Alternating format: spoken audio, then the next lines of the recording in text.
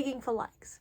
It's bad for your audience and it's bad for you. I always see young and beginner artists talk about their work in a very specific way. They say, I worked on this piece for 4 hours, please like. Or I drew this for 10 hours and I got only 2 likes, please support me. You know what I do when I see those kinds of posts? I recoil. I scroll. And I know that artists believe that they're making a case for their art. They're saying, look at all this time and effort I put into it. It's worth something. Please have a look. They're hoping to catch my eye or trying to stand out in an infinite sea of shapes and colors. Like, I totally understand where that's coming from. But in reality, you're pushing people away. Those 10 hours are important, but not in the way that you think. Let's talk about it. When you beg for likes, please like this, please support me, I worked so hard on this. When you do that, you're partaking in pity marketing. You're sending guilt out towards people. Now, I don't need to explain that there are hundreds of reasons why someone might not interact with your work. Sure, it might be that they don't think that it's very good. It could also be they don't really like watercolors. Pottery reminds them of their ex. They don't really like cutesy things, or they don't like gory things, or like I said, maybe they just don't think that it's particularly to their taste. They might even think it's alright, and they might go to like it and see your pity marketing, and instead of having a positive response to your post, they have a negative reaction, because guilt and shame and the stress of pity marketing is a negative reaction. It gives the viewer a negative emotion, and now that person is having a negative response to your work when they should have a positive response. And I know I can hear you typing there, I can hear you, but it works. Pity marketing does work to an extent. You ever see those TikToks that's like someone's filming an incredibly ancient old person hunched over a sewing machine, rocking like weird fabric through, trying to make some kind of like creepy little doll or baby shoes or some other tchotchke that nobody wants. But the background, it's like, my grandpa was so excited to sell his baby creepy dolls, but nobody bought them. Please support my grandpa and his dream to make baby clothes. They do blow up, because empathetic people see them and flood them with support and comments and say, hey, grandpa, you can do it. Don't give up. And that's great for a while, but those people don't actually care about baby clothes. They don't care about what grandpa is making. They just feel bad for them, and they don't know how to say no. Give it a month and all those orders have dried up. Sorry, Gramps, back to the studio. The people you're attracting using this tactic, they're not fans of what you're doing. They're not excited to see the next thing. They're not waiting to find out what you'll post next. They're just people who you caught in a momentary trap, and they gave you what you wanted, and then they moved on. I don't think you're a bad person for doing this kind of marketing. I totally understand where it comes from, but it is kind of a misunderstanding of what art is. And I think we need to talk about what makes art valuable, which I did a lot of art history and art theory courses at uni. But let's try to map something out for the sake of this conversation. Especially when it comes to the attention economy online, art is as valuable as the audience thinks it is.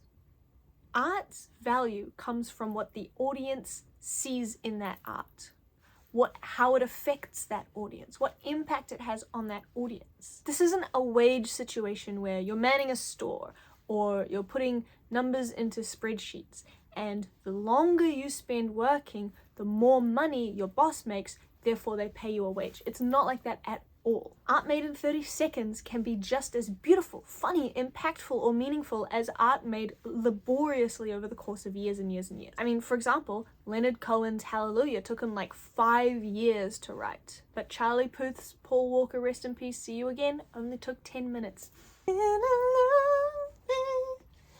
Without you, I'm gonna repeat myself here while I eat ice, sorry. The length of time it takes does not equal the quality or the value of work, because the better you get, the faster you get. So it's not like as a beginner your work is worth more when you're taking 10 hours versus, you know, in 5 years time you'll be taking 1 hour to draw the same caliber, and then you'll be even going beyond that. You'll be better. but you'll have a better output. You know, it doesn't work like that. Even if you spend 100 hours on something, if the characters look stiff, if the colors are weird, it's just not gonna hit.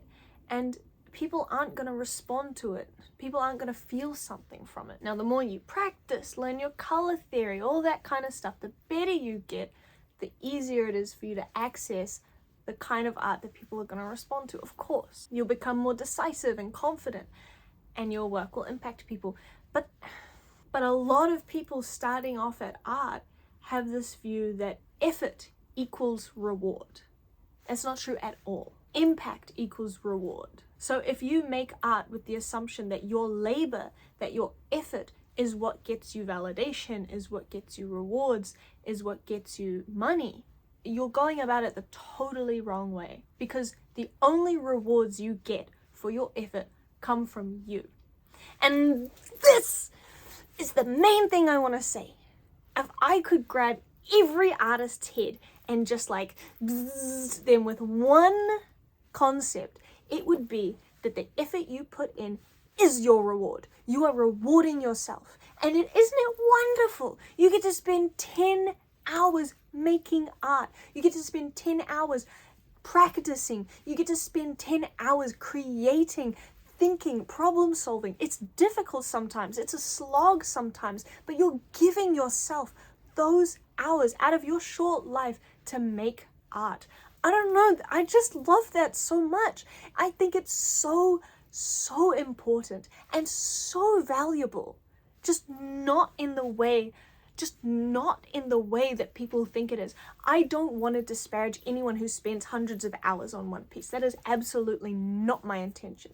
My intention is to tell you that you should take pride in those 10 hours. I don't know why I keep saying 10 hours exclusively, but to use your precious hours given to art, you know, sacrificed to the act of making, to imbue those hours with guilting people is not only making other people feel bad, it's hurting you, because you're setting yourself up for disappointment. Like, ask anyone who's posted online prolifically and they will tell you the most feedback, the most virality they get is from like a half-assed shitpost.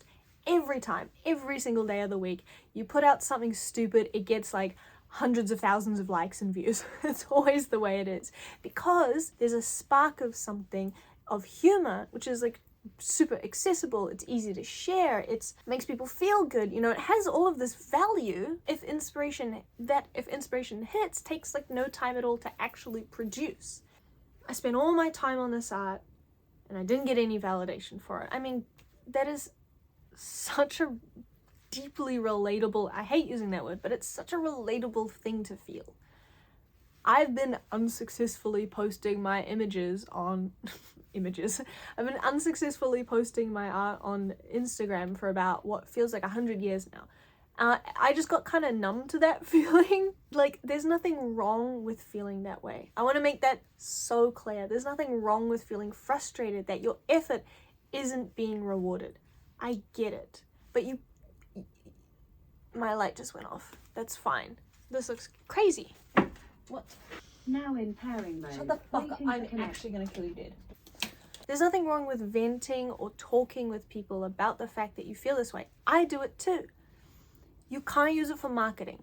And also, there's nothing wrong with sharing that it took a really long time. There's nothing wrong with describing how it felt when you were making the work. There's nothing wrong with, you know, it's not that you can't ever mention all of that stuff, but there's a difference, right?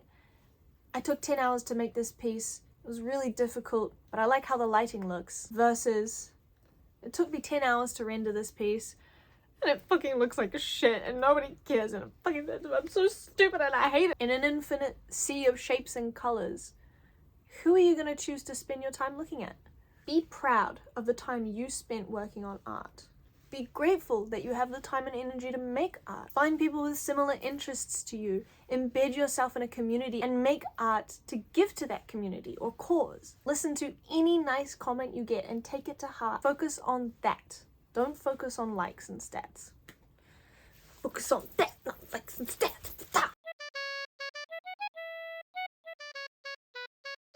I even dislike, and this is totally an aside, and I don't think it's the same as pity marketing, but I kind of don't even like when people say, support me on Patreon. I don't know, it's like, you're not a charity, you're a worker. You're making shit. You're making stuff for people. Support? No. Reimburse me. You know what I mean? Am I crazy? I might be off the mark on that one. I might be off the mark. And also, can I say, I think people are posting too early. This is another total aside. I don't even have time. I've got to like stream in about 15 minutes. But I feel like people are posting too early and expecting success too quickly. Let's just laze on down this river of content, alright? You and me both, buddy. I'm in the trenches getting no likes with you. It's fun. Shake my hand. Shake my hand. Shake my hand. I gotta go. I'm losing my mind. I don't love you. I don't know you. I want you to succeed. Bye.